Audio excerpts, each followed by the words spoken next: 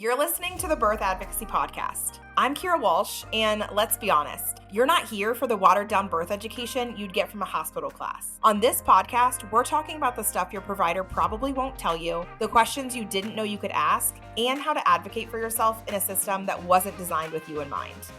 Listen, I know you've got advice flying at you from your provider, your best friend, your Facebook group, and your mother-in-law, and none of it feels clear or helpful. If you're craving unfiltered birth education that actually prioritizes you, you're in the right place. Let's jump in.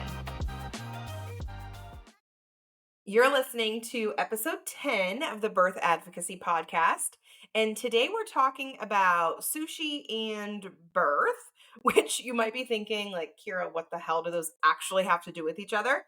And honestly, that's kind of my point, because the things that pregnant women are told to worry about and the things that actually happen in the hospital, they actually don't line up. So let's talk about it. So you get pregnant, and suddenly everyone and their mother has an opinion on what you should and shouldn't do. Like, they're telling you no deli meat, no sushi, no brie or any like soft cheese. And meanwhile, right, like your OB is just casually offering you fentanyl during labor like it's a tic tac, right? Like, make it make sense, because my brain just literally does not compute. Because here's the thing is, pregnant women are bombarded, like truly bombarded and overwhelmed with rules that sound like they're rooted in safety, right? But a lot of it is outdated, and it's just really, really inconsistent. And so today I want to really just break down a few of the big ones that I hear literally all the time. And it's just the rules that like don't truly hold up when you actually stop and think about them and like truly just use your brain, right? Like, just think for a minute. A lot of them just don't add up. So we're going to start with the one that's always, always told to pregnant women is like the sushi and deli meat, and like just the fear around it, right? Like, don't eat sushi or don't eat deli meat. Because truly, like, the second you tell someone you're pregnant, they're going to hit you with like oh, you're not eating sushi, right? Like, somehow, right? Like, magically, a spicy tuna roll is going to just truly like ruin everything in your pregnancy, right? It doesn't make sense. Now, yes, listeria is a real thing, but do you know what foods actually cause the most listeria outbreaks in the US? It's freaking cantaloupe, ice cream, and prepackaged salad. Like, literal romaine lettuce has been recalled more times than I can actually count, but nobody's out here warning you to skip the fruit salad or skip the like salads in general. They're just telling you to skip the sandwich or the tuna roll, right? Now, it's not about eliminating risk entirely, because obviously that's impossible, but it's about understanding the actual risk versus like the perceived risk. And when the guidance given to pregnant moms is like just avoid raw fish, but we're totally fine with pumping women full of fentanyl during labor, like, that is where I draw the line. And that brings me to my next point, right? So you can't eat a turkey sandwich, but your OB is cool with giving you a synthetic opioid, like one that actually crosses the placenta, one that like literally affects how alert your baby is after birth. And let me be clear, I've said this before, I'll say it again. I am not anti-pain meds in labor. I'm not anti-epidural. I'm not anti-pain relief, but I am pro-informed consent, as you know. And most women aren't even told what fentanyl is. It's just offered casually, like, oh, do you want to have something to help you with the pain? We'll do an epidural. Like, the epidural is fentanyl. Like, I really, truly want you to understand that an epidural is fentanyl.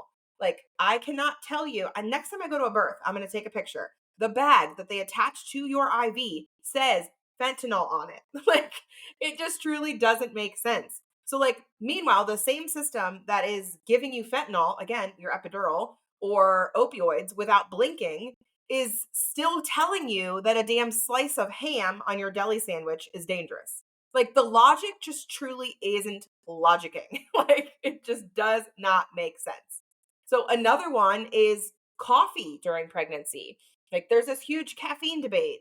And, you know, you find out you're pregnant, suddenly your one morning latte becomes this like moral dilemma. because you've got people in Starbucks like side-eyeing you for going in and getting a cup of coffee. You have blog post after blog post telling you that your baby is going to come out with a caffeine addiction if you don't switch to decaf, or they're going to be super active in the womb. Like, it just doesn't make sense, right? So what does the actual research say, right? Now, according to ACOG, moderate caffeine intake, which is around 200 milligrams per day, is totally fine. That is 1 12-ounce cup of coffee. And let's be honest, being pregnant is hard. You're freaking exhausted. You're not sleeping. And if a cup of coffee makes your morning a little bit more manageable, drink the damn coffee. You've got enough on your plate. Again, ACOG says 1 12-ounce cup of coffee is totally fine during pregnancy. And while we're on the subject of eating and drinking things during pregnancy, can we please talk about the no eating and drinking rule during labor, like the quote unquote rule, right? This one, it literally drives me absolutely up the wall because hospitals love to act like eating in labor is this like wild, like reckless thing to do, right? Like you're going to have a granola bar and then need an emergency surgery and you're going to aspirate. Like, let's be for real. Like, be freaking for real. The reason behind the whole no eating and drinking in labor is literally an outdated policy based on data from the 1940s. Like, I kid you not. Go look it up. It is based on a policy from the 19 freaking 40s, okay? I'm sorry, it is 2025. Like, we need to update these maternal health care policies because this is just freaking insane. And now back in the 1940s, general anesthesia is what was typically used for emergency C-sections or just any C-section in general.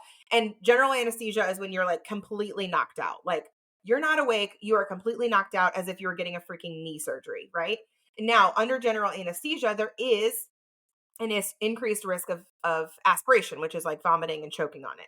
But like nowadays, we are very rarely putting people completely under during a C-section.